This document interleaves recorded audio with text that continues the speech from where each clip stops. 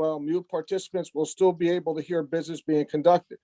If you would like to speak during the designated public comment portion, press 9 on your telephone or the raise hand icon on the Zoom app and wait to be recognized by the host, who will unmute you to speak.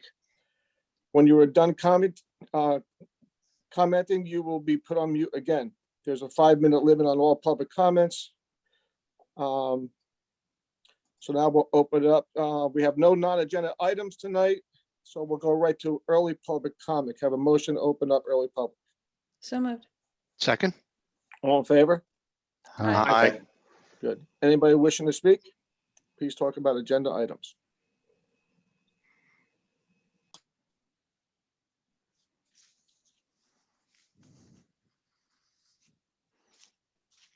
Anybody, Bree? I don't see any hands. Okay. Can I have a motion to close early public? So moved. Second. All in favor? Aye. Aye. Anybody opposed? Good.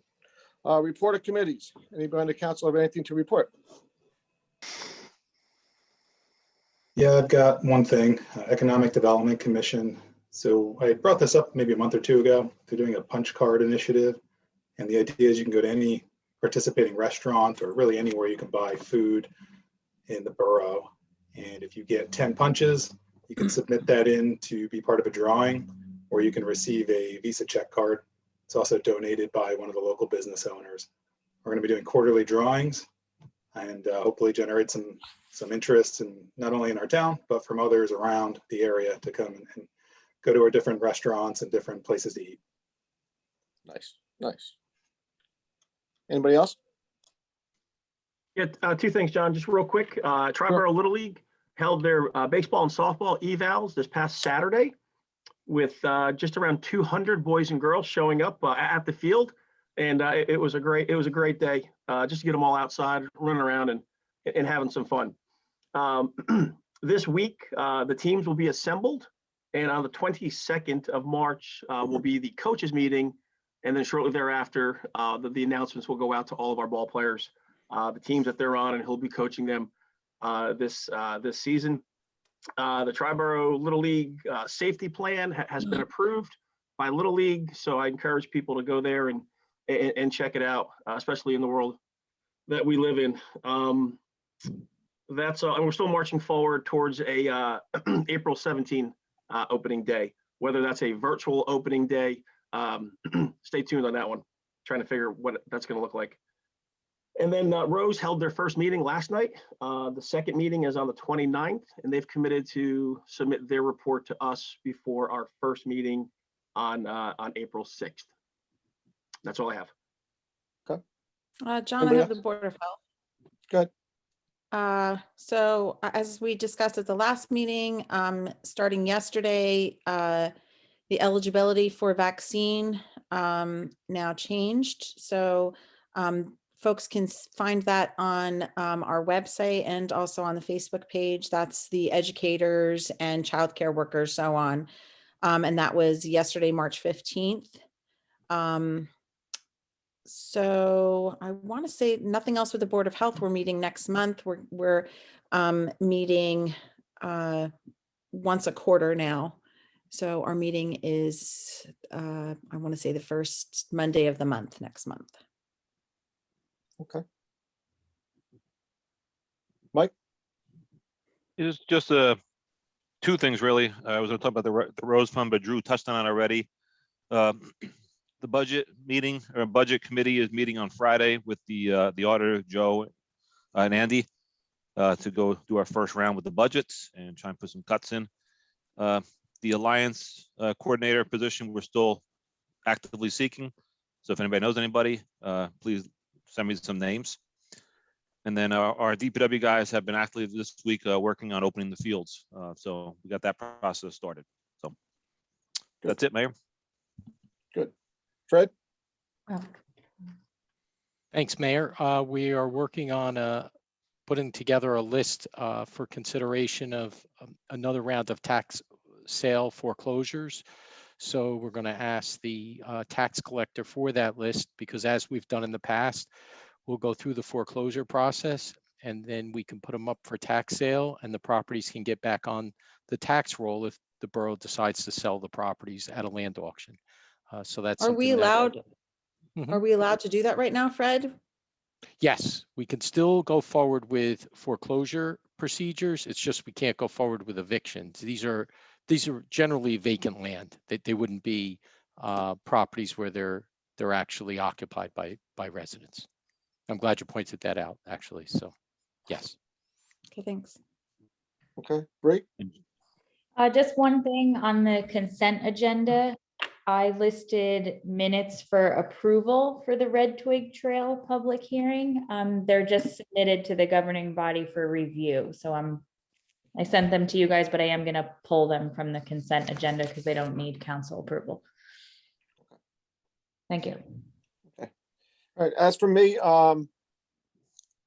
Mike and I and Drew met with all the presidents of our local youth programs, Little League, football, soccer, just to talk about our fields and scheduling and maintaining and asking for their commitment to make sure our fields are kept clean when they leave, and what process we're going this year to open and close fields when they're working on, the normal stuff that we do, the painting, the lining of the fields. So I thought it was a real productive meeting. I think you guys would agree with that. We're gonna just work together to make sure that our fields are kept nice, and where we can save money with our fields, just like, I'll just give you an example, order and paint, make sure we don't have paint, or we're getting close to the end before we go out and order it. Because we found out just going through things this year that there's paint left over. So we just don't want to double order things. We just want to make sure that our youth programs are going forward and everybody's being responsible for their organizations. And it was a productive meeting, which was really good. And as Drew said, the Rose meeting was also first one I've attended. But that was real productive too. So they're a good group. They're an active group, which is great. That's pretty much all I have since our last meeting. I don't know if you want to mention the second round of the CARES money. I Oh, don't know if okay. everybody knows that we're getting that and how it's going to be dispersed, and well, to us, not how we can spend it, but how we're getting it dispersed. Yeah. With the new act that was passed, it's ARP, is that what the initials are for? Okay, they're divvying up the money for the local municipalities, and obviously we're going to get somewhere in the ballpark of $700,000 from there. That's the way it's been sent to us. Is that number exactly what we're going to get? We don't have it, so I'll say no at this time, but they're giving us an about and how they're splitting it up amongst all the towns and the counties. And as you can imagine, the bigger areas are going to get more money, and they're not really going by population this time. But there'll be more to come on that and how they came about the numbers that they're giving out. Mike and I were on a call with Congresswoman Sherrill tonight, and they were also talking about the new CARES Act, and the way the money is going to be able to be spent is going to be a little bit more lenient than it was the first round, but the particulars have not come out yet for that money and how we can utilize it within the borough. So there'll be more to come on that. There was also a vaccine update. I guess in New Jersey, we're over 3 million people vaccinated.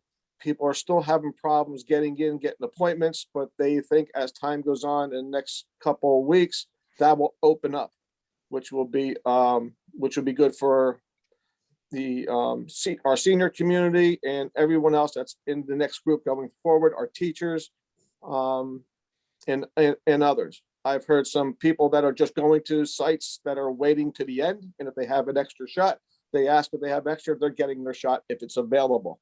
I know a few people that were successful doing that, but they're just taking chances, which to me, it's worth doing. But they're going to open up the county college in Wanacue on Union Ave as a vaccination site. over there. It was open earlier when the first round came out, and for whatever reason, they stopped giving it out there, but that's going to be opened up again as a mega site. So that will be somewhere for up county to use without traveling to Patterson and those lower areas, which I think is going to be good. And then they're also going to get the pharmacies. I think there's ShopRites of West Milford. I saw Wayne, CVS's are all getting involved. So more to come. Just if you're trying to get your shot, just keep going on the website to try to get an appointment. I heard Sunday nights late at night. Sometimes the portal's just open.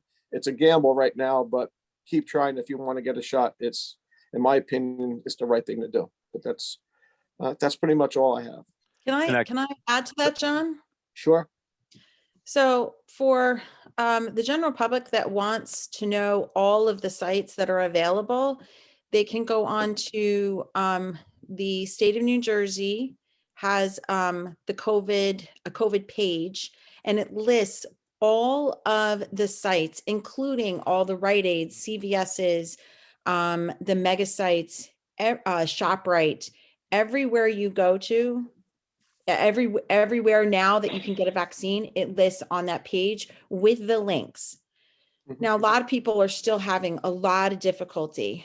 There is a site, and unfortunately, you have to be on social media to do it, but there is a site on Facebook that a lot of people have been going to, and it's, you just type in, New Jersey COVID, and there are angels on there that are finding, they just have their ways of going about and doing it.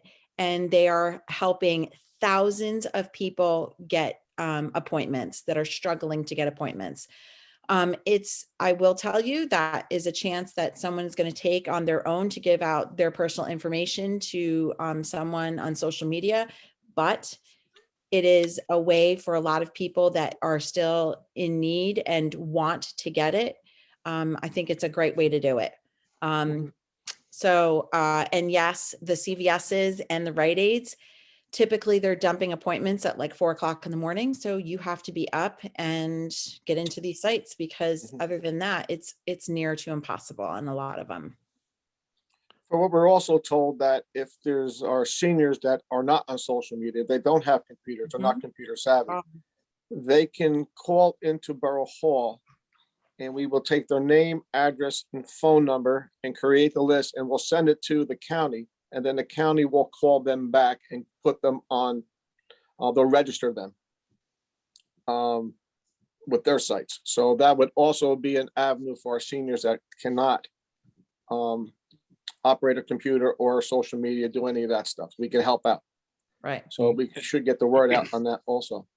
And the Yeah, other and there's list also that you now asked- becoming a lot of phone numbers that the residents can just call. They can actually just call Walmart, and Walmart will help them make an appointment. Again, the best thing to do is to go on to the New Jersey site. Just simply go to the New Jersey website for COVID, and it lists all the phone numbers and everything on there. It's really a great location to go to. The other list they're working on, John, that you asked Bree and I to take a look at, was homebound seniors that can't get out there in a wheelchair, whatever, in bed. Yes. We're trying to put that list together as well too. So anybody knows anybody that cannot get out of their house, the county wants that list as well. And they're looking at trying to get the vaccine brought right to them. So. Yeah, they want to do a mobile unit going from town to town and helping out. And just to follow up on your CARES Act that you mentioned before, the money we're getting, being that we're a small community, it's going to be dispersed to us through the county, and it'll be in 2 payments. It'll be one this year, and the second half will be next year. So it's not all this year. So Correct. we're not going to see all that money this year. Okay, good. All right, moving on. Resolution 2021 3.7 to, and Bree, we're going to take out the red twig, correct? Yes. Okay. And 2021 3.9, the consent agenda. Just before we go for a motion on that, just people know Resolution C, Tyco Mutual Aid Agreement with the Animal Control. That's an organization that we work with. If for some reason our shelter had a disaster, flooding, fire, whatever, we have an agreement with this animal control, that they will come and take our animals for us to help us out. It's for emergency situations only, and I believe that we correspond with them too. So if they have a problem, we will help them too. So it's just a backup plan in case we do have a problem down at our shelter. The TV screen, just if you, well, people haven't been in Borough Hall, but it's been up there for a long time. They do the ads and stuff. That is a free cost. It's advertisement. They do have some TVs throughout the town, but we are the host for it. So that's just another avenue for people to see what's going on in town and things they can take advantage of, but that's no cost. That's just, but we have to do a resolution for that contract. So can I have a motion to accept the consent agenda? So moved. Second. All in favor? Aye. Aye. Okay, anybody opposed? Roll call, please. They voted, the voice vote's fine. All Okay. in- Okay, good. Okay,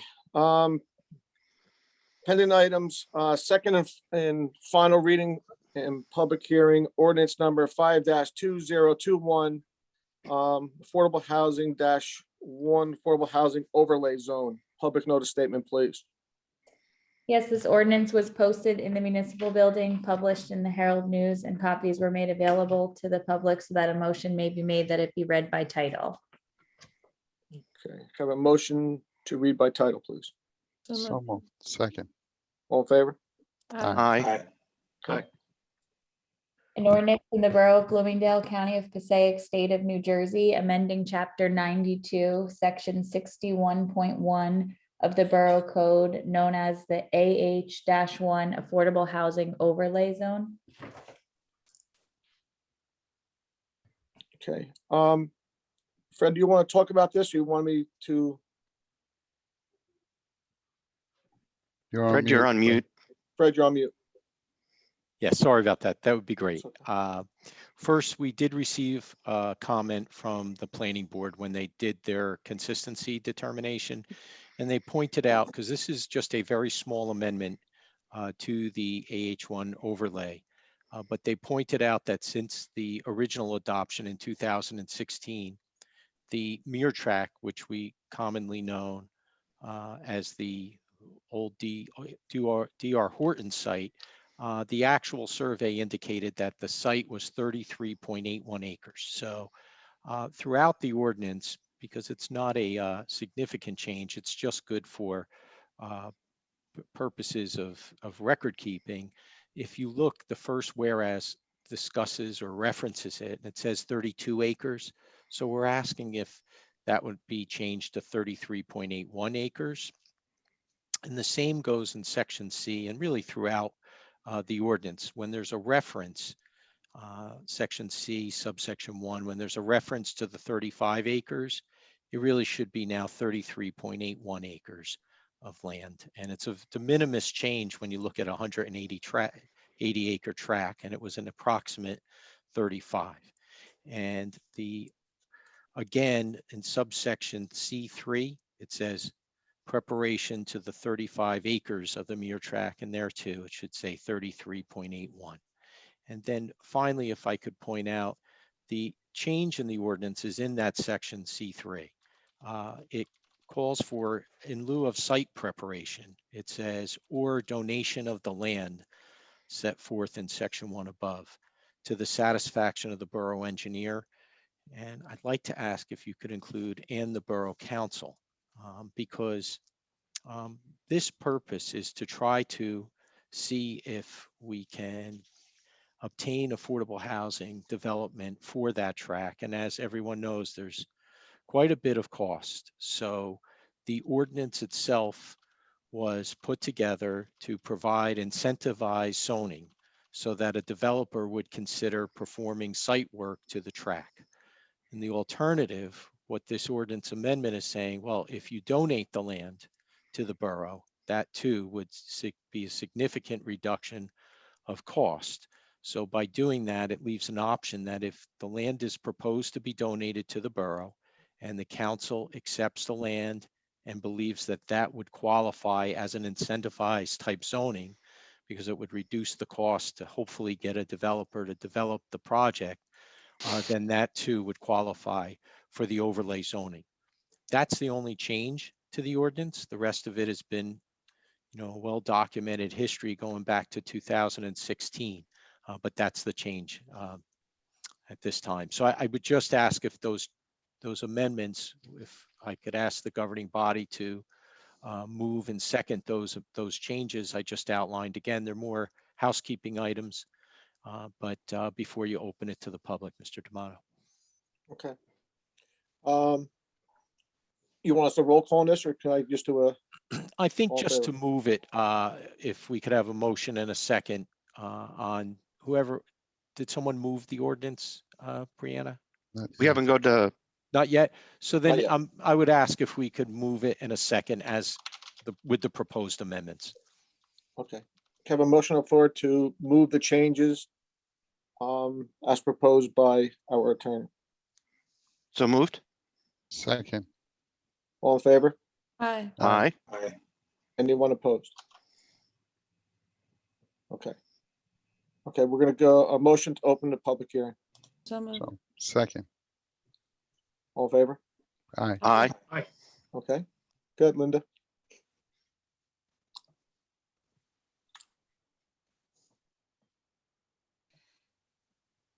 Okay, in section C1, it states that the 360 residential units, but it doesn't say anything about the 72 units of low and moderate income. Well, that's the original ordinance, but the 72 units is mentioned in the first whereas clause, but the second one. But that's not the ordinance. That's just the resolution. That's not a resolution. It's the whereas part of the ordinance, but the 360 is the total units, and per the borough's affordable housing plan, it would require the 72 units. Is there any reason why you wouldn't be saying that?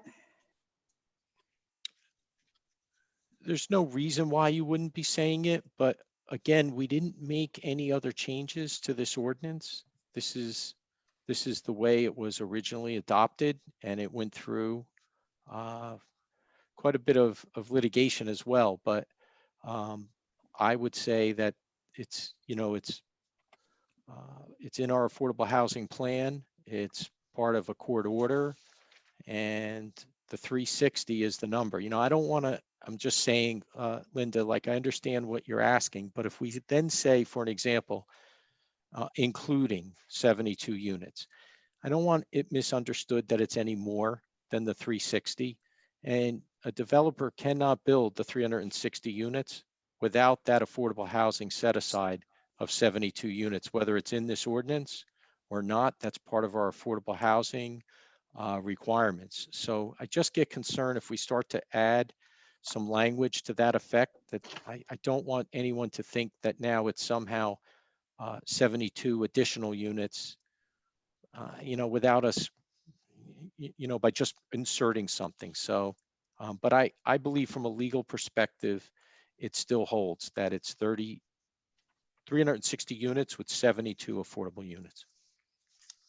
Okay, next question is on D. It states that any development standards not expressly provided in the AH1 overlay district shall be governed by the standards in the M1Q district. Why would there be development standards in M1Q district? That's not the housing. Because that's the overlay zone. That's only if a developer satisfies the requirements of the overlay zone. And then that section, that's the AH1 overlay zone, and that's the rights of incentivized zoning, where a developer then would have, if they perform site work, or in this case, donate land to the borough, then they would have the rights and the standards of the M1Q district, which is more akin to quarrying and things of that nature.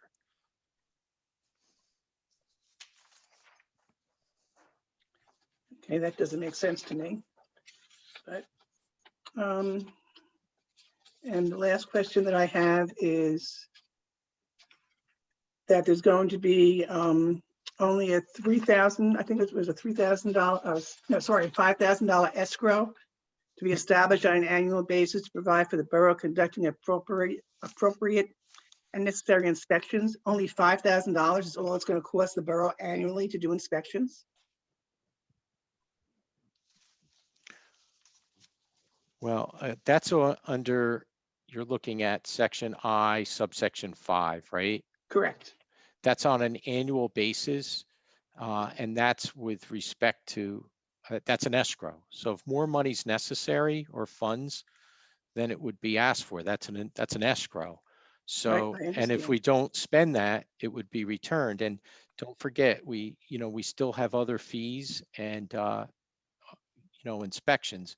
This is just an addition with respect to any operation of the site. And again, this isn't where it's going to be. This is already what's in the borough code. And so that's what's there right now, because this amendment is very small. It's just a surgical type of change. That's already what exists, but it's an escrow. And if there's more monies that are needed when an escrow is set up, then so long as the borough justifies that need, it would be entitled to those costs.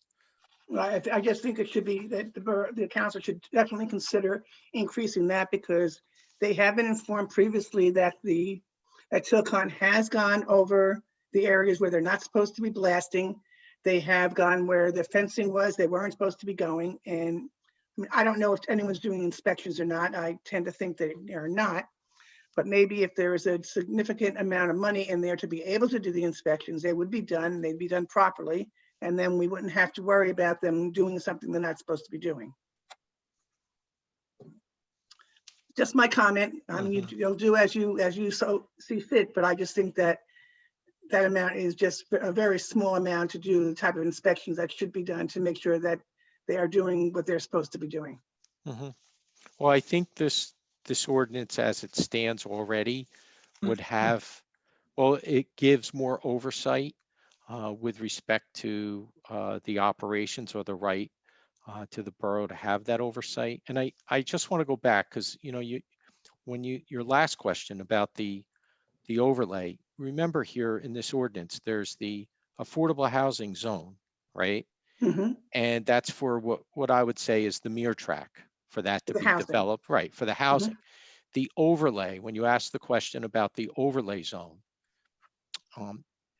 that's why I said the standards are different. You said well, I don't understand that for housing, but that section is what triggers, once the overlay zone is triggered for the remainder track where there could be quarrying, if they meet the requirements, that's where the M1Q district requirements come into play. Because you had said, well, it doesn't make sense. I want to make sure I'm clear for you. Okay, I think what I understand, what I missed was versus any development standards not expressly. Okay, all right. I just didn't want to not answer. So good. I'm glad we see it that way. Thanks. Okay. And Fred, as for the inspections, I think, Linda, you're talking about the problems we've had in the past, correct? Correct. Right. So maybe, Mike, as a takeaway, we can look into that to make sure they're doing what they're supposed to be doing. Because I think in past years, we did have an inspection once we got the complaints of them going past the areas. Let's just, maybe we can just look into that, because if they are going past where they should be today, without any of this, that could propose a problem for them. So let's just take a look at that and see what we can do to make sure in today's world they are not going past their boundaries. Thank you. Hey, John, quick question on that one, on the inspections, maybe just provide a little background, if you wouldn't mind, on how often they're conducted, who conducts them, how thorough is it, so you get a better flavor for what that entails. Well, I got to look into that, because I can't answer that now. I know in the past there was inspections because we did get a complaint. They went past their jurisdiction. They were actually on Bloomingdale property, I believe, a while back. So I'd have to find out how to do that, Drew. I'm not sure. I can't answer that tonight. Okay, I wasn't sure. It's simply done by our building inspector, zoning officer. Okay, so it's done by us, Mike. But it's also regulated, correct me if I'm wrong, Fred, but on the quarrying part of it and blasting is regulated by by federal, I would think. That's true too. Well, the state has, State you as know, well. with respect to blasting, that's a fair point. Yes. Mhm. Okay. So we'll touch base with the building department and who's in the zoning and see how we want to handle that. And then we'll get back with an answer on that. Mhm. And Okay. John, I think, Thank you. if I'm also not mistaken, I believe our town engineer had something to do with that as well. We can find that out too. Can't hurt to ask him. And the quarterly blasting results are on the website, by the way. I'd Okay. just like to throw that out because people don't know it. Thanks, Rich. All right. Anybody else? Bree? No other hands. Okay. Motion to close public hearing? So moved. Do I have a second? Okay, all in favor? Aye. Aye. Okay, anybody opposed? Okay, motion for adoption. So moved. Second, Okay, roll call, please. Tomato, Yes. Delaripa, yes. Graziano, Yes. Hudson, Yes. Julian, I'm going to abstain here. I just want a little more information on that last piece we talked about. Yazdi, Yes. Okay. All right, item B. Second and final reading in public hearing, ordinance number 7-2021, chapter 15, unsolicited written materials. Public notice statement, please. yes, this ordinance was posted in the municipal building, published in the Herald News. Copies were made available to the public so that a motion may be made that it be read by title. Motion to read by title, So moved. Second, all in favor? Aye. aye. Opposed? An ordinance of the Borough of Bloomingdale, County of Passaic, State of New Jersey, amending Chapter 15, Property Maintenance of the Code of the Borough of Bloomingdale to add a new section 15-18 entitled Unsolicited Written Materials. Motion to open the public hearing, So moved. Second, all in favor? Aye. aye. Okay, anybody opposed? Anybody willing to, wanted to speak?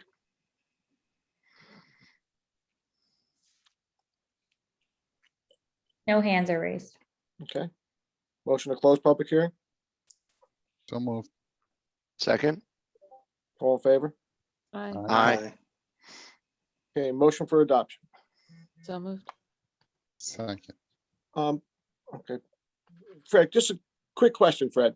Yes. There's a section in here, I don't know, maybe about the, put it inside of a door.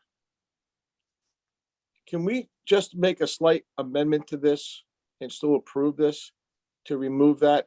My thinking is that in today's world, if somebody comes and opens up my front door, especially people with all these new Ring doorbells and whatever, it might drive people crazy. Can we remove that section? Yeah. I lost you for one moment, John, but you're saying you're asking, you can hear me okay, right? I can hear you, Yeah. yes. Now I can. So you were saying about the entranceway, the screen door and the front door. Correct. Yeah, you can omit that if you so choose, because you'd be saying less than more. So it's not Okay. considered a major change to the ordinance. And I can see that is an area, notwithstanding that, some of the courts have upheld this type of legislation. And that's really, one of the reasons how this all got started. There's a major decision in favor of it, but it would take away or address some concerns to what you just said about that. So you can. Okay, I just don't want to propose any problems with somebody open up somebody's door to put a newspaper in there and then them not being home and then they have that Ring doorbell, they get an alert, the police are there. it could propose a problem. So Yeah. that's, if everybody's in favor of that, I'd like to just remove that section and leave everything else before we adopt. So just so I understand it, the ordinance essentially says you're not allowed to throw it, right? You're supposed to bring it to our door, to our doorstep. doors, but Step. to the doorstep, and you're supposed to leave it on the doorstep. Don't open the door. Okay, I'm good with that. Yep. All right, I think it's a really good suggestion from that standpoint, just to avoid it running into other issues, Right. you know, and other law enforcement issues and things like that. So it's a good point. okay. Can I have a motion to adopt with the change? So moved with the change. Second, Okay. Roll call. Do we want to, So, oh, I was gonna say, Fred, do we need to open it back up to public comment or that? since we've You can, been you out can for- if you'd like, you know, for the change, you can if you'd like, That's up to you just in guys. case, sure. No. Okay, can you motion just open the public comment just for this change? so move. Oh. Second. Anybody have any concerns about the change we're making? Please raise your hand or hit 9.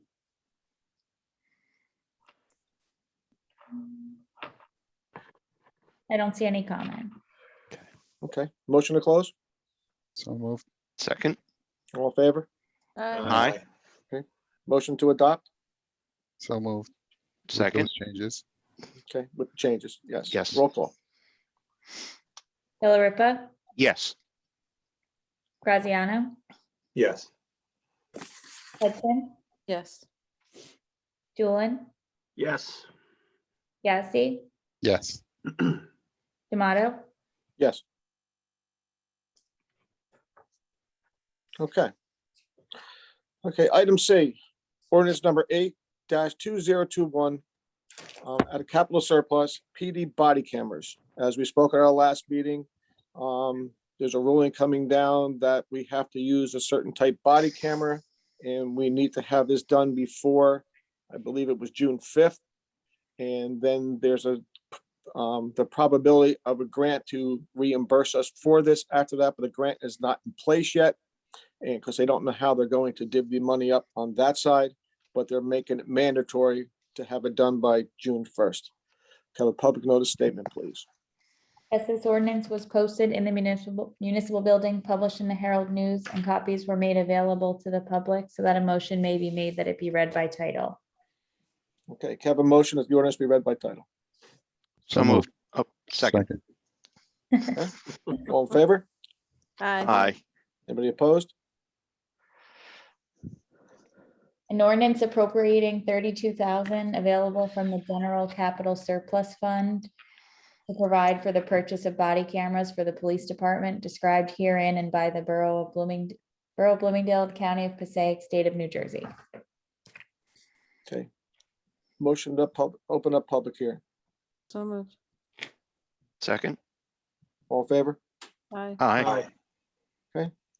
Anybody wanting to talk about this ordinance, please raise your hand or hit 9.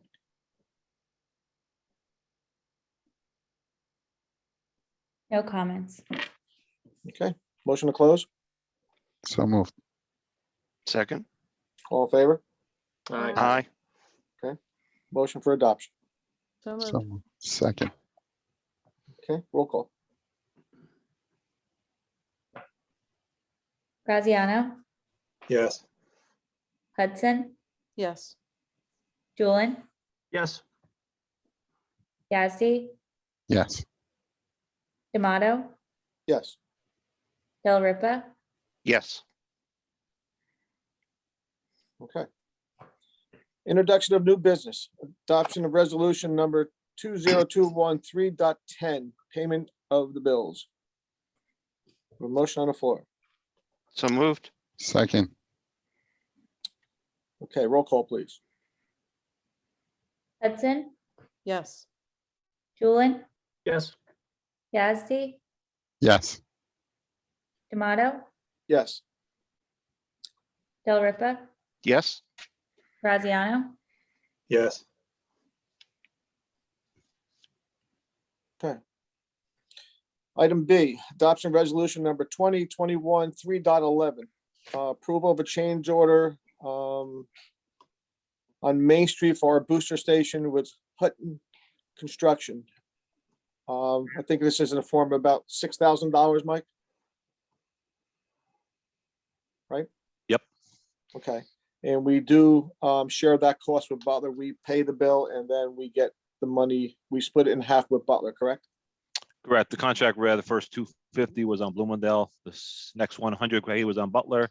Everything over 350,000 was split 50-50 between the two boroughs. But we have the contract with the contractors, so we pay all the bills and we get reimbursed through Butler. Okay, And we're at that 50% mark right now. okay. All right. Can I have a motion for item B? So moved. Accept. Second, Okay, roll call. Julian, Yes. Yazdi, Yes. D'Amato, Yes. Delariva, yes, Graziano, Yes. Hudson, Yes. Item C, adoption of resolution number 2021 3.12, award of contract of Hamilton Street improvements to Regal Utility Services. Have a motion on the floor to accept them as our contract. So moved. Second. Second. Okay, all right. Roll call. Yazdi, Yes. D'Amato, Yes. Delariva, yes, Graziano, Yes. Hudson, Yes. Julian, Yes. I don't Item know if D, you want to just, probably should have got a discussion on that, but just tell them what the difference was between the bids. They were low, Regal was low at 8 something and the high was at 1.1 million by that, 1.2 million by that. So 1.2 was the high, and they were 8, I remember 823. I think something like was that. Yeah. Yep. And we had, I forgot, we had, I think 20 applications were picked up, 20 bids were picked up, and there was 10 or so returned. So Regal Utilities is our contractor. And they also did the job on Boston Street. So if you're on Boston Street and see their kind of work, it looks really nice. Okay. All right, item D, resolution 2021 3.13, award of a contract for archives for our social media. I guess in today's world, you could Oprah, Fred, right? We could Oprah our social media stuff. So this is so we can have a place to go retrieve it. yes, And it's a contract to do that. Can I have a motion on the floor to accept that? So moved. second, Roll call. D'Amato, Yes. Delariva, yes, Graziano, Yes. Hudson, Yes. Julian, Yes. Yazdi, Yes. Okay. This one's a big one. Introduction of ordinance number 9-2021, designation of the right-of-way of the intersection of Birch Road and Morse Lake Road as Dunleavy Way.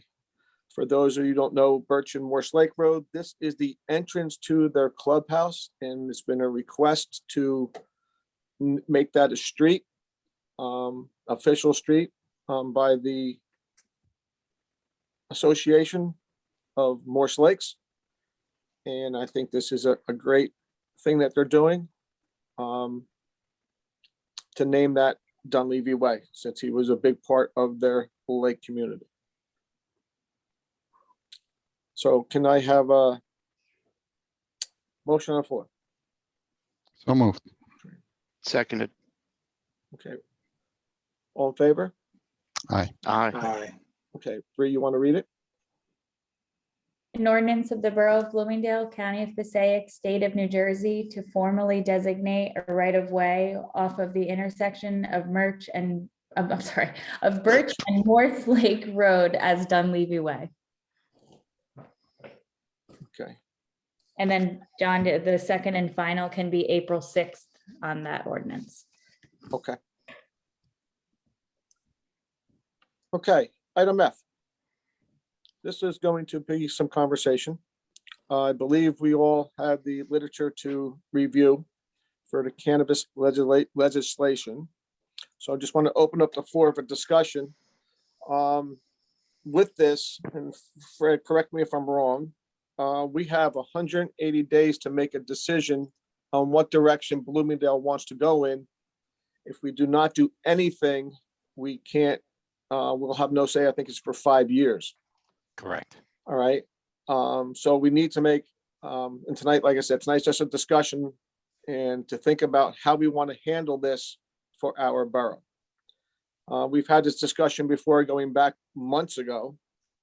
And there was a lot of yes in favor, no in favor, our towns around us will be doing it. Should we, but at the end of the day, Fred, I'm going to let you go into this because you notice a little bit better than me our options. Mhm. So we can let the council know, and then we can have a discussion on the direction that everybody's feeling. But once we go to that discussion, I'm going to probably go by individual and get your opinion, so we're not all over the place. And then we can talk about it and digest it, and then figure out what we're going to do, hopefully by the end of next month. Sure. Yeah, the best way to summarize this right now is as a result of the legalization of marijuana by way of the referendum of the voters of the state, about 3 weeks ago now, the governor signed legislation for the legalization. And also, there are a number of choices that you have to consider. There's a total of 6 different licenses, and one of them is a license for delivery, whether it's in town or out of town. And that's going to be regulated, I'm going to just say for this discussion, very similar to taxi type licenses. You could have businesses register, you might be able to talk about certain hours of operation, but that's going to be permitted no matter what, as far as delivery, whether it's from out of town or in town. That's permitted. But with respect to the rest of the licenses, that falls on the governing body.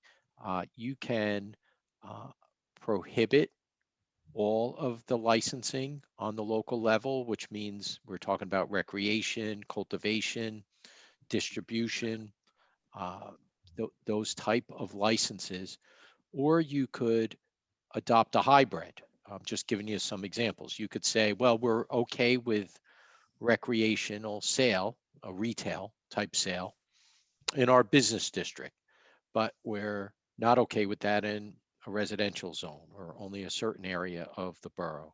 And at the same time, for cultivation, you could say, well, we want to put together an ordinance because we are interested in cultivation, but we want to have a minimum lot size and in certain areas of the borough there too.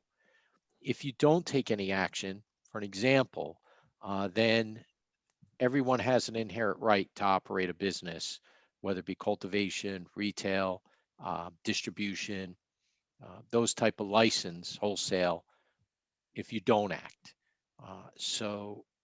And you do have the 180 days until August 21st to take this action.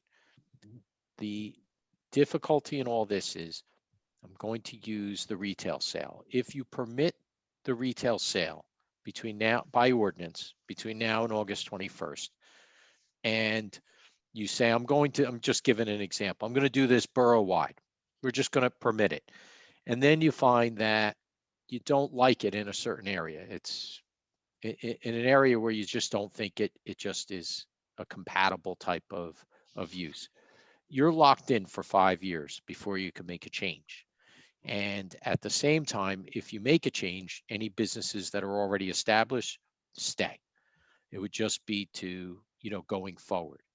And yet on the other hand, if you opt out on all 5 of these licenses at this point in time, you can opt back in at any time thereafter. So for an example, the League of Municipalities has put out an ordinance for a suggestion to say, if you want to take the wait and see approach, then adopt this ordinance saying we're not permitting any license operations in the borough except for the delivery, and it's still legal if people are, for an example, if they have certain levels of marijuana and they're walking down the street. That's not what we're saying. We're talking about basically the use and the zoning. If you take the position right now, we're opting out against it for right now, you can opt back in anytime thereafter, and later in this year, or early next year. So at the end of the day, the three choices that you would have is there's some communities that are saying we're just an all-out ban of the licenses. We're going to take the wait and see approach and do this one by one. Or they're saying we're just not interested in that. And then there's some communities that are saying, well, we think that, look, if there's going to be retail sale, we don't want people leaving town, we'll do that. But there's a hybrid where we're against, say, the cultivation, or we're against certain things. It's kind of like a hybrid.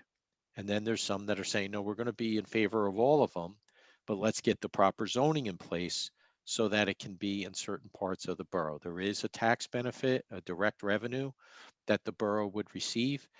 And yet, on the other hand, as we've seen with, some uses, because this is all new, like cultivation, for an example, it would seem on the surface that if there's a large tract of land, that would be a very nice, less intensive rateable, but in reality, there still are considerations that you should take, because some communities are having a significant problem with the odor that's emanating, and you need to make sure you have the appropriate zoning, setbacks, regulations, so that it doesn't affect residential areas. And I'm just giving an example of those type of considerations. So I think, to your point, that you'd like to hear what everyone says, the first general discussion would be, are you against any type of licensing? Are you for any type, or somewhere in between, to start to sort it out? Some communities have said, no matter what, we're against. So we've started that route for ordinances to be drafted, and some have said, like an example, a town out in Sussex County last year said, we're interested in cultivation because we have a lot of vacant land. But there's some communities that just did a blanket ordinance, any commercial zone.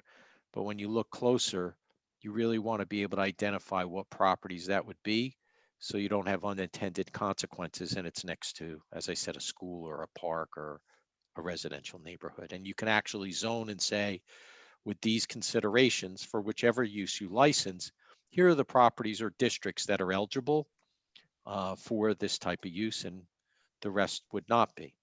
So that's sort of the summary at this point. Okay.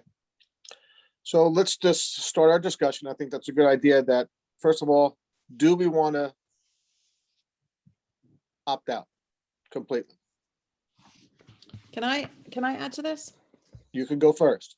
Oh, when we had this discussion quite a while ago regarding when medical marijuana had first come in to the picture, we had actually, I think one of our concerns was, what would this do to our community as far as policing? Would it bring crime? What were those? Because I think that was a huge issue for all of us at the time. So to give a couple people that I know John and Drew, I don't know if you were in on this conversation when we brought it up quite a while ago, but our police chief had called other chiefs from towns that currently had distribution centers in their towns. And I will say, our police chief had made it clear. He said, I was really surprised, pleasantly surprised, that every single one of the chiefs that he discussed it with, and I believe all of them called him back, that they had next to no issues with the distribution centers in their town.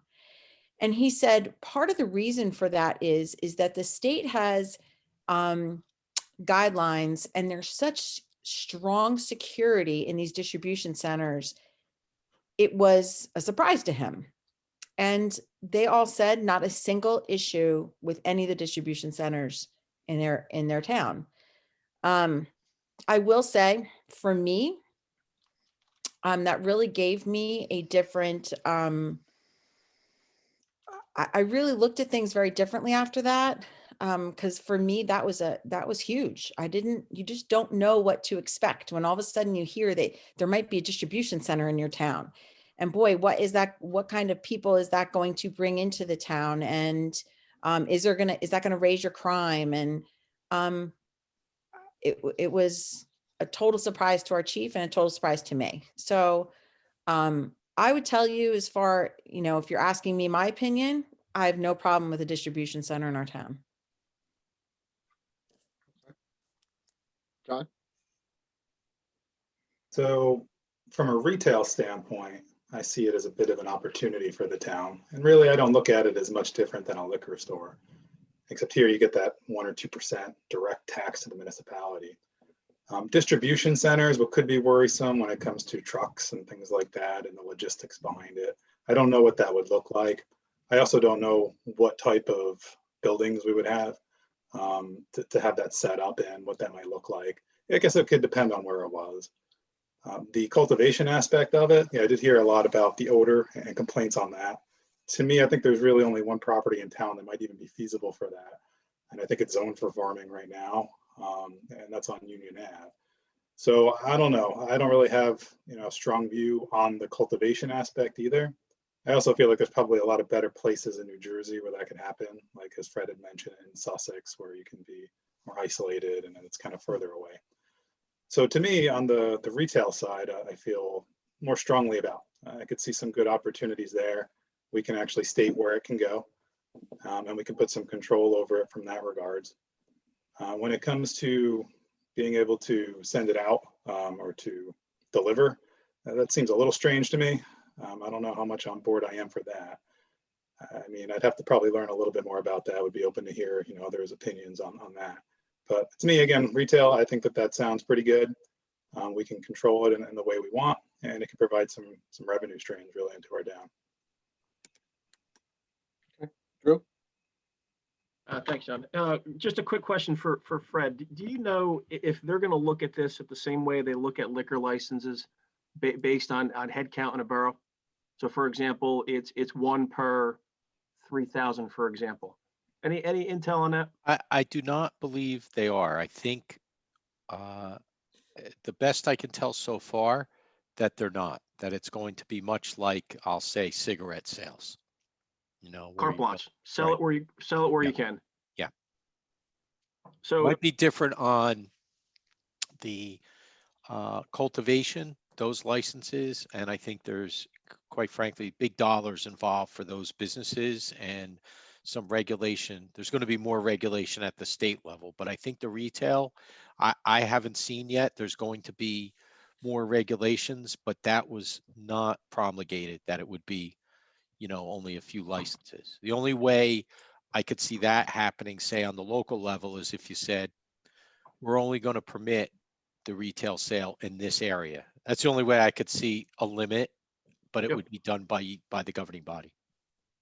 Oh, okay. I have a lot of thoughts here. I don't have one definitive one, to be honest with you. As a father that's having these conversations with my son who's going into high school, this has become a conversation that my wife and I have. So I'm looking at it from that perspective. And truth be told, my son, if he wanted to find it, he could go get it. Okay. And that speaks for a lot of children, unfortunately. So does it make sense to have a regulated market, here in our town? And I think we need to have sort of that discussion in what it looks like. Will it impact abuse at a young age? I don't know the answer to that, but I'm just sharing with you the conversations that we have around our dinner table here. Okay, so I met with our chief about 2 weeks ago. We had a cup of coffee together and we talked about this. And some of the laws that were written to this bill with I'm sure most of you know, the underage fines for drinking and marijuana, and they can't tell a parent. And I'm glad to hear it's being discussed and possibly removed from the bill. But what shocked me was the chief had asked me if I knew what 6 ounces of marijuana looked like. I had no idea. I'm thinking, you're putting some salt into a soup recipe, a couple of pinches. Well, he asked one of his detectives to go get 6 ounces from the evidence room, and he brought it out to me. It's the size of a brick that you'd build a wall with, and that's legal. That's lost on me here, guys. I don't get that one. So I don't have a definitive opinion. I have a lot of questions I want answers to. I want to continue this discussion. If we're going to create a market, and that's one of 5 options, right? The other option would be 100% ban. Yeah, so I don't have a definitive answer, guys. I can tell you one thing, being a Main Street type town and we don't have highway frontage, I've got to believe from the Spaghetti Bowl in Wayne all the way on up through High Point, New Jersey on 23, those towns are probably actively looking at their highway frontage for these types of dispensaries. Can we compete with them? Don't know. Would it be worth it to compete with them? What kind of revenue would we see if there was a place on 23 in Butler or Kinnelon the size of McDonald's? Would it make sense for us to put something on Main Street, Bloomingdale? So guys, this is where I'm at. There's a lot of questions I want to keep asking. There's more discussions that I want to keep having. I don't have a definitive opinion one way or another at this point. Right? Yeah, if you asked me a year ago, I was here. No friggin' way, right? It's not coming to this town, not recreation. I was willing to consider medical, right? Now, and Drew, you said it well, right? I think about my kids, I think about all the youth in the town, right? And with some of those open things that haven't been resolved yet, I'm from here to here, right? I'm not fully there yet. But at the same time, I appreciate what John was saying as far as bringing more revenues to the town. And, if our next door neighbors are going to have it, are we missing out on something? So look, to Drew's point, there's a lot of questions, open questions in my head. And I like to see where we end up with some of those rule changes that, at the state level that they're making. I kind of like the concept that league is providing, right? By saying no now, it gives us an option to opt in at a later point. So I would start there, because what I don't want us to do is miss out on putting any type of regulations in place. And Fred, we could come back and just opt into one part, like for example, retail at a later point, and just that, right? It doesn't open it back up to it's either all yes or all no. Correct, right? correct. You could still pick and choose, and you could be sort of driven by where you see a need or a fit for that use then by doing that. So I think the league suggestion is the wait and see approach, because as the model ordinance they've put together is saying, we want to see what the ultimate regulations look like and, where this falls. But yet, some towns are saying, no, we want to get out in front of it. But you're right, that is one option, Ray. I would say sooner than later is better, because if you are going to have certain opportunities, you do want to get out there. And if you're not, you don't want, what we're also seeing is some property owners sort of positioning themselves and trying to figure out a way to get in before you make that decision. It's not supposed to happen that way, but I wouldn't wait until the end to make those decisions. I don't feel as though that they're going to be as definitive that way. Somebody could somehow say, I was here and 3-4 months have lapsed and we're we're trying to get a pre-existing type of use, which I don't believe they can do, but that's just one opinion, from that standpoint. Okay. And I could tell you that you know, what I've read is that I think the town of Wayne did again, it's unofficial, but I believe they did the league or something off that saying no. I know there's been public discussions in West Milford where they are, you know, with that land size, they are very open to it. So you know, sort of just to hear what, you know, some of the neighbors, as you mentioned, are doing. Rich? Excuse me. On a personal standpoint, I think I'm leaning more towards specified zoning areas and stuff like that, as we've, I think, discussed before. You know, put it in certain places so, you know, where it seems to fit. You know, again, I'm not sure about the growing of it, whether there is a good place that we could put it or not. You know, that would be something to investigate. But on the other hand, from I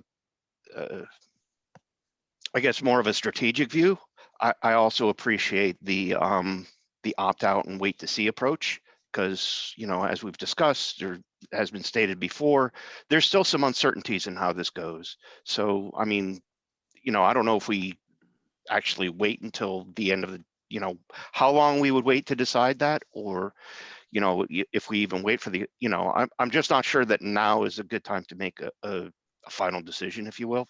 Certainly, you know, I think there's a lot of discussion, and, you know, my thoughts were, we probably, you know, maybe we should have some town halls or something like that to get more input from the public.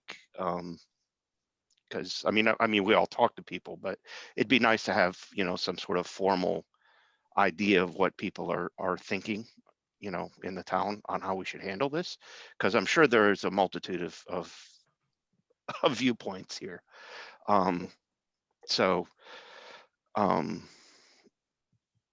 Okay. yeah, I mean, you know, I have no great objection to having it in our town as long as it is properly controlled.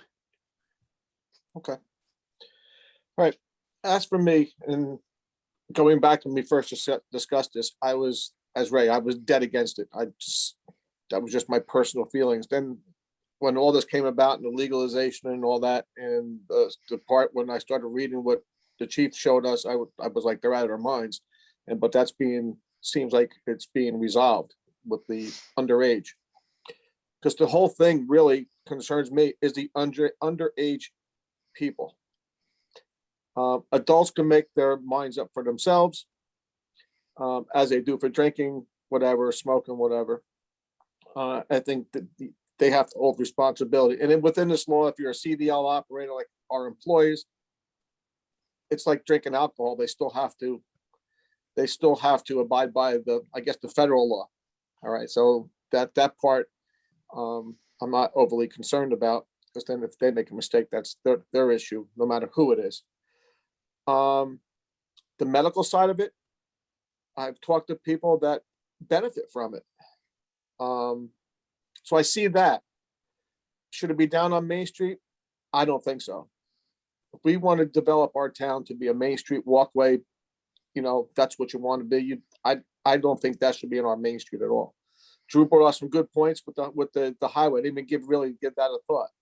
So while you're talking, I'm thinking from Wayne to West Milford, how many liquor stores are on there all the way up? And I see it being the same. But how many liquor stores do we have in town? And everybody seems to be surviving. Should it be off the beaten path? I think so. I can think of some places in town, if you're going to do medical, if it's a medical reason, you're going to know where that facility is. You're not going to go, I have to go to Bloomingdale and find a place. To me, it's like you're going to your favorite pharmacy. So that's where I am with this. The medical side of it, the growing of it, I am dead set against that, because forget about the stink. And then I read an interesting article that Mike sent me today about it and how much water it takes. So that's a concern for areas too, because a marijuana plant takes like 3 times as much as a regular plant of water. So if you have water issues in your town, you can't do that. But that's I just don't think you should drive down Union Ave and see a whole farm full of, I'd rather see corn than a whole farm full of marijuana. I just think that's just a bad look in your town, anywhere you put it. If West Milford wants to do that, they have places for that off the beaten path probably. But I couldn't see that in any of our main roads going through town. And it'd be Union Ave would be the only place that I could ever see down the lower end of Union.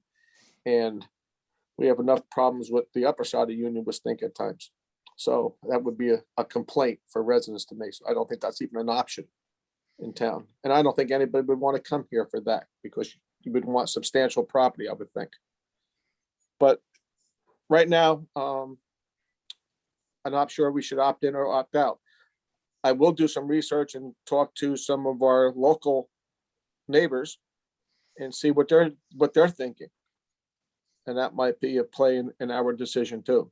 Because to be honest with you, if our town next door was going to open up 3 of them, we're gonna lose the benefit. In the past, we have lost out on other benefits on the tax side of it. So if everybody around us is doing it and they're going to take the benefits from it, it's going to be coming through town anyway.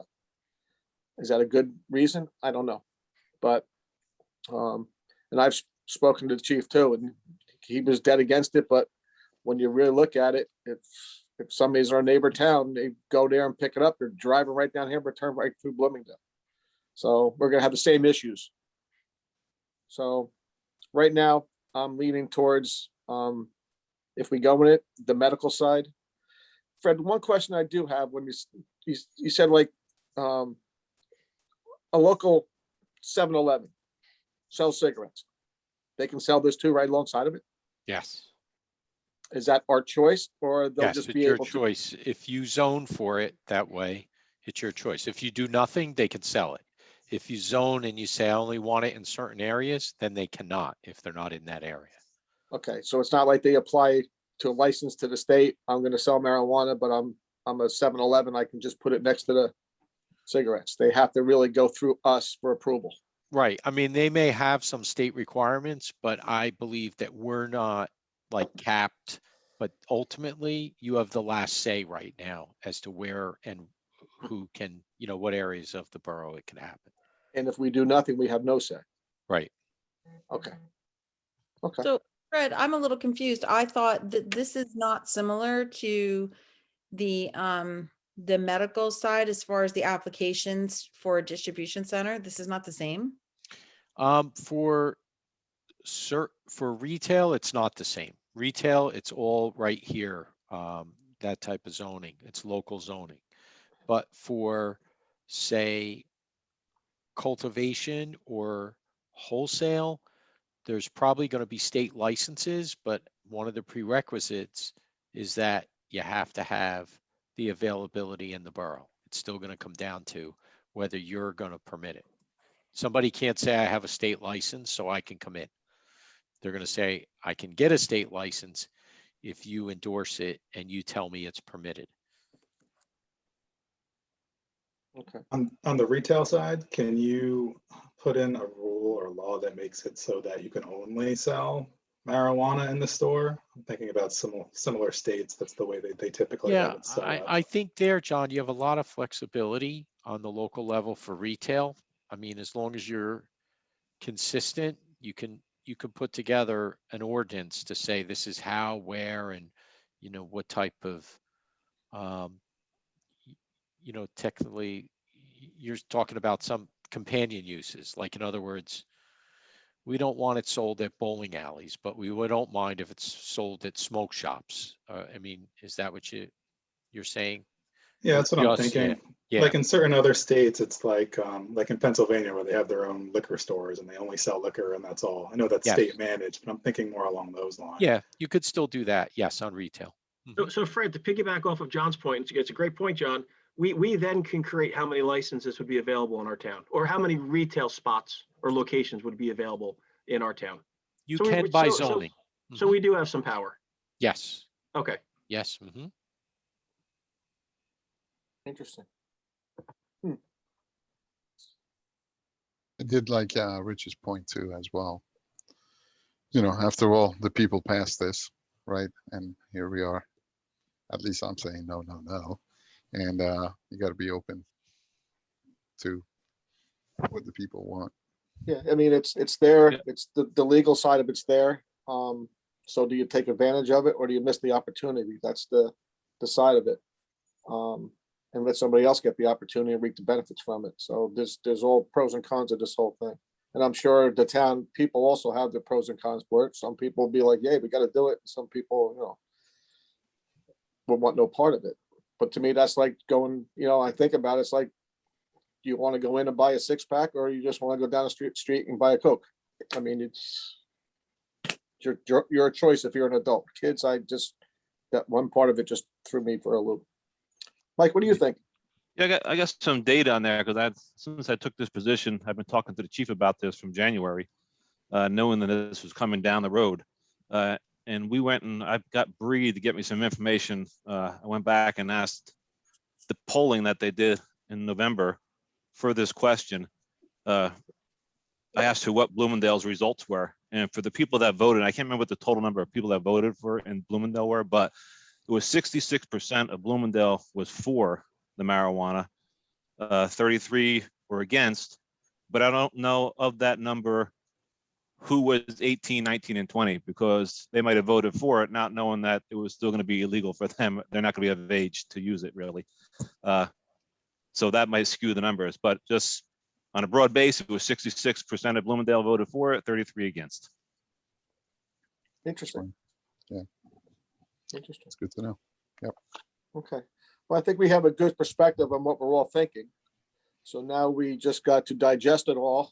And I think by the end of April, we should have a plan. We're going to be in or out. So we have time to think about it. If you want to talk about it again on the 6th or the 16th, we can do that and then make a decision what direction we want to go.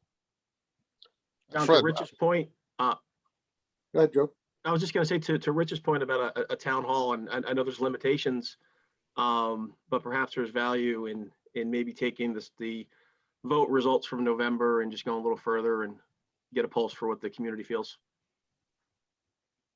Yeah, I was going to say, Fred, the way you were saying, if we take the league's ordinance or resolution, right? That's opting out, but it's really not opting out. Like we have the That's right. option. It's giving you, it's leaving all the options available to you. Right. To decide at any point in time what you would want to change going forward. Okay. So if we opt out May for the 180 days, and then 200 days later, we decide, we missed an opportunity, we want to opt in, we can do that? Yes, for even one particular license, you can do that. Interesting. Okay. That's something to think about. Just to add one more point here, and Fred, correct me if I'm wrong. So let's just say hypothetically, we decide we're going to opt out, sit on the sidelines and see how this goes. Right. And learn from successes and mistakes.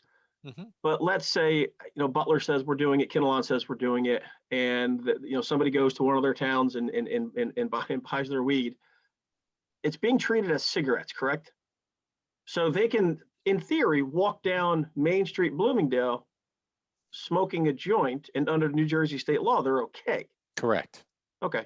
Yes, it's I don't still know legal. if people really understand, and maybe they do, that it's being looked at like a cigarette. Mm-hmm. It is. And to your point, even if you were to opt out, it's important the residents know that you're not saying it becomes illegal. It just means, there's another level to this. There's the vote, whether or not it's legal, and then there's the aspect of, how you want to manage it as a business in the community, if that's what you choose. And the only thing that you really cannot manage is delivery, because everyone has the right to business and commerce. So if you ban all the licenses, I say ban, or you opt out of all the licenses for right now, again, somebody could still pick up the phone and call a business in a neighboring town and have it delivered. That we can't stop or change. They can call it like a Grubhub. That's right. That's right. It is, right? Yes. Oh. With some limitations, but not many. There's a lot to think about here. Yeah. Okay. Mm-hmm. All right. Good discussion. Good. Anything else before we move on? Yeah, Okay. John, maybe before our next meeting, it might not be a bad idea for us to give a quick overview to the residents of what the new laws actually are, so that there's no confusion with the residents as to like Fred said, what is the law? So that people really understand, we're not, like Fred said, we're not discussing this as far as what is legal if that somebody's walking down the street or you're at your house or whatever. Yeah. This is more about, having a facility to sell in our town, not necessarily legally doing that. So maybe we could give a quick overview at the next meeting so we can all come in a little bit more educated. Okay. Make note of that, Bree, so I don't forget.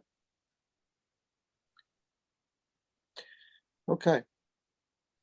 Late public comment. Have a motion to go to late public comment. So moved. So, second? All in favor? Aye. Aye. Anybody wanting to speak, please raise your hand. Linda's hands up. Okay, just name and address, please.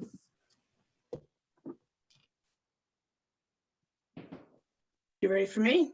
Sure, go ahead, Linda. Linda Huntley, 86 Van Dam. Sorry, I forgot to tell you that before, Brianna. Okay. I have two issues. First, I was just wanting to question about Dunleavy Way. You had said that you were going to make that an official street. Mhm. Does that mean it's going to be a borough street and that we're going to be responsible for paving it? And No, okay, that I will, just wanted that will to. be a Lake Street. That's their responsibility. Goes to their clubhouse. Nothing has changed except where they want to name it Dunleavy Way and put a mailbox on the building. That's it. actually expressed at the end of the ordinance as well. It doesn't mean it's becomes a public roadway. Okay. No. And the other one is about the marijuana. I personally think that it would be better if we wait, especially since, I know Joe has looked at for medical marijuana distribution and said there wasn't any issues, but that was for medical marijuana distribution. I think that's different than non-medical marijuana distribution. And if we do opt out, as everyone is saying, that we can still opt in, but at least this way, maybe we could find out exactly what the results are in other towns that have decided to opt in. And I think Wayne actually there's an article today that Wayne has opted out. They've already introduced an ordinance for that. It wasn't passed yet, but it was introduced. So I just think that it's just something, I personally think that we should wait. So before we have our town hall, that's my town hall opinion. That's it. Thanks. You're welcome. Thank you. Okay. Anybody else, Bree? You got a couple other hands up. iPad. Actually, Stephen was first. Stephen If was you want to first? go in order, yeah. Okay. Hey everyone, Steve Pardalis, 2 High Street. So I was here 2 years ago having the same discussion when this first came up and when the bills were before the legislature. And at that time there was an ordinance written to ban it, pending the passing of the law. At that time, I talked to John. He was in favor of allowing it, but he didn't have the votes on the council to allow it. So they were going to pass the ordinance banning it. But then eventually decided smartly to just hold off until it was actually legal because you were just preemptively making decisions. Now it seems like, the makeup of the council has changed a little bit. So I'm just going to make a couple quick points. And this is, I was at these meetings 2 years ago, 2 weeks with a newborn, which is sort of tells you how important it was to me. The legalization of marijuana is happening, whether we like it or whether anybody likes it or not, it's legal. Voters have decided to make it legal. It has, public support. So arguing against whether it should be legal or not legal, or what should be allowed or not allowed in terms of usage, or how much 6 ounces of marijuana is. That's the law now, and that's not going anywhere.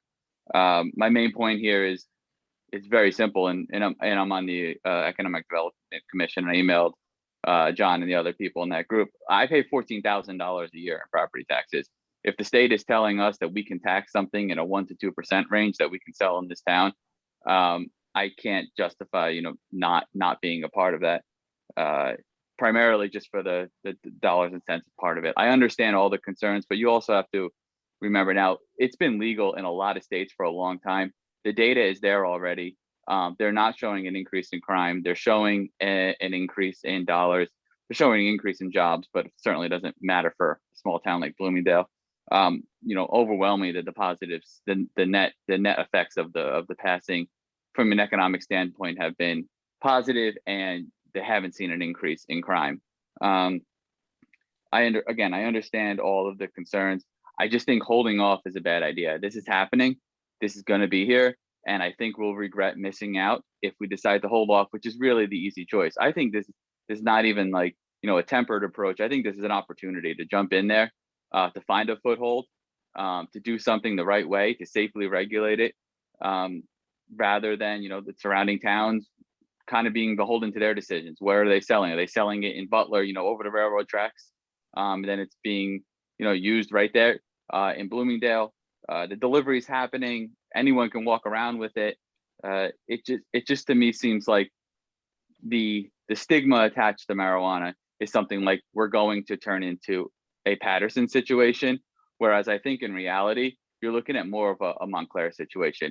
If you're looking at Bloomfield Ave in Montclair and they start popping up, retail locations for marijuana, which I think is going to happen, that is going to be a place to go, a thing to do, versus some kind of like, hole in the wall alley where just degenerates buy marijuana.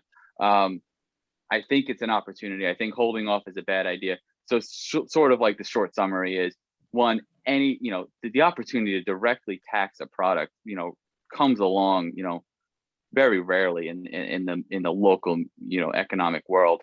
The chance to regulate and tax that product, it's unique. It's a time to jump on. We don't have a ton of commercial business to offset a lot of our property taxes and a lot of the concerns we have. If we could jump in and allow this and regulate it, the story wouldn't just be, hey, Bloomingdale's just another town that's not doing this, kind of taking the easy way out because, they don't want to offend anybody. They want to see how it plays out. It could be like, the town that's taking the forefront of it. And I can give you, a ton of examples of people who, hesitate to be a part of this business, but then have made a lot of money as a result of this business. I'm a lawyer. I spoke to someone, his son wanted to start a retail business in Colorado. No bank would lend them any money because they were just too worried about the stigma attached to it. So he started lending local places who want to start retail locations money. And now he's a gazillionaire just from being on it in the interim stage, in the introductory stages. This is happening. It's the future. I know people don't love it. It is there. It can be regulated, and any opportunity to jump in front of this thing and create some revenue for the town, I think it's just really important to me. I think it's really important to this town. I think it's an opportunity. Good points. Good points. Hey, Steve, let me ask you a question. Where would you think we should allow it? So I would say if you want to redo Main Street, listen, we're talking about like, a big project for Main Street, right? What would be the goal for Main Street to look like? Would anyone argue if we said, hey, what if Main Street looked like Bloomfield Ave in Montclair? What if it was uniform and nice and upscale and people wanted to be there? If anyone that would be opposed to that, I would be surprised to. So if that's our goal, I think you're going to see them right on Main Street. I think hiding them away is an even worse idea. Again, forefront with the regulation and the opportunities that the state is providing us and the control. I think it makes sense not to sort of tuck them away like some, I'm not meaning to offend anybody, like some tucked away like some kind of shady vape shop. I think this is going to be, and I know it's different for people of different generations, and I know there's a stigma attached to it, but this is going to be the next opportunity, and it's going to be. And listen, the majority of people who smoke marijuana, who do it, again, it's not a bunch of degenerates sticking around. I know a lot of people, old, young, middle, who use it sort of like you would use alcohol.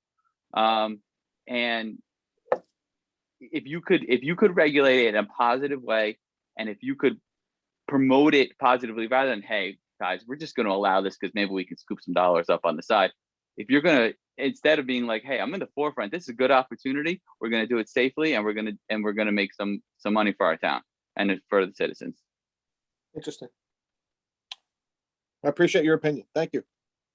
Oh, just one more quick thing. I think the wait and see approach is a mistake. I think it's the easy answer, but I think we're going to lose out. There are people waiting in the wings right now for the chance to jump at where is the first place that's going to allow me and get me to go. And people have been raising money for this. I'll tell you, people were talking about this in easily 2017, 2018, easily when Phil Murphy was elected and said that it was going to be legal. People have been planning. They are just, they're grinding at the gears to just get out there. The first place that opens up, they're going to pop right in there.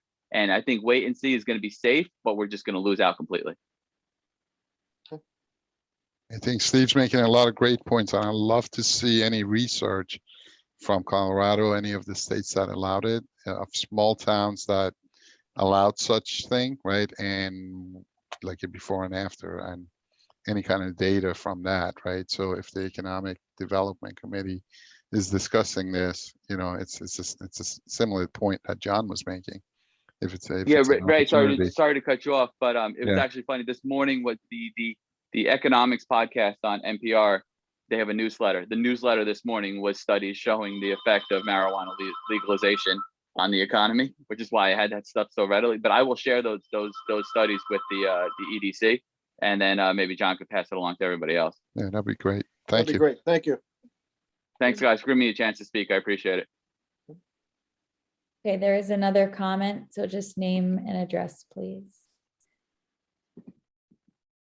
Jennifer Ellis, 160 Pine Tree Road. I don't know why my name is iPad. It's a little weird. I just wanted to really, I don't really even need to speak after what Steven just said, and we didn't talk ahead of time. Being on economic development and knowing what, as the marijuana is legal and it's here, and using our town as a destination, we've got the resources we have. We have a river that goes through town that's stocked with trout. We have Northern Green State Forest. We're starting to get some excellent restaurants. Bloomingdale, the River of Beer, we're a destination. If we treat this with respect and have it as an upscale thing, it's not, smoking joints in back alleys anymore. These are, professional people from all walks of life smoke marijuana. It's the same as going and buying alcohol. It's just a different, what would you prefer? Would you prefer to have alcohol? Would you prefer to have marijuana? I think that's an opportunity. I think waiting is a huge mistake. Just to what Steven said, is that there are people that are waiting to invest in businesses. They've got their money. They are ready to go. If we hang back and we're like, oh, let's see what happens, I think Bloomingdale is going to miss the opportunity, because people that are going to make a nice shop, or even like if Sparkway, he's been in our town. So, in that Sparkway, I don't think that that's caused any crime or problems. If he had marijuana in there, I don't think it would really change anything. And if we could go and change our tax structure, right now you can't touch real estate in Bloomingdale and our taxes are high. If we got the taxes even just a little bit more under control, and I know you guys are doing everything you can, but I think this is a huge opportunity and I don't think we should wait. And it's like the tattoo shops in town. Tattoos used to be like a sleazy sort of back alley thing. It's not that way anymore. Tattoos are now an upscale thing, and we have some incredible tattoo artists in Bloomingdale. This is just like that. It's something that used to be shady. It's legal now. I think Bloomingdale needs to grasp the opportunity, and even to put it on Main Street, even if it was in Sparkway, if we did a couple of licenses, as long as you guys can control it, I think that it's a great opportunity for Bloomingdale, and we shouldn't miss out, because in a couple of years, we'll be like, oh, you know what? We really lost the opportunity to get a strong rateable in our town and to make our town even more of a destination that it is now. Okay. It's really great to see the different perspectives between, that's 3 residents gave us, their opinions, and I appreciate all of it, because I think it opens up our minds a little bit of where we're coming from. So that town hall thing that you're talking about, Rich, might actually be really worthwhile looking into. So I really appreciate everybody's comments. Thank you. We'll just have to see how you actually do that, because we can't draw a huge crowd to town hall right now either. Well, So- it might not be right now, but we do we're have gonna have to- some time, yeah. Do it by but if Zoom. we have 3 people on economic development, 2 that made their comments, and John being the liaison to there. So I think that's a really good place to start, because now you're talking to other businesses in town. I think you guys been having that conversation, you, Jen, and Steve, with our local businesses that, that might be interested in getting this. We might be able to get a quick view of some other residents in town. And, you know, we all know people that we can talk to and discuss it with them and get a feeling from a good handful of people and go from there. And then we can expand it. But, you know, but it was good to hear from 3 different perspectives from people that are really not on, you know, making the decisions like we are, but gives us a feel for what other people are thinking besides us. It's great. Anybody else, Bree? See, no other hands are raised. I did just allow a phone number in. If they're on the phone, is it they hit 9 if they want to raise their hand? I see a 201 number. Yeah, we're in the public comment section. So if you want to ask a question, press 9, or you can scroll over your screen under reactions. Just click on any of those emojis and Bree can let you in or let you speak. Okay, still no hands, so you're good to close public comment. Okay. Okay, motion to close, late public comment. So moved. Second? All in favor? Aye. Aye. Okay, we are gonna go into executive. There will be no decisions made afterwards. There'll be no action taken. This is a matter of negotiations. Our next meeting will be April 6th, 7 PM, and then the meeting after that is April 20th at 7 PM. So do I have a motion to go into late executive session? So So moved. moved. Second. All in favor? Aye. Aye. Anybody opposed? So Okay. technically, we're going in under contract negotiations, correct? Correct. And that, and affordable housing. I think we want Yes. to talk about both. And then would it be all right if we just speak about the special assessment process too, under attorney-client privilege as well? Yes. That would be okay. All right. And there Yes. wouldn't be any action. No, there's no action being taken. All So right, thank you very much. for the public. Meeting. Okay.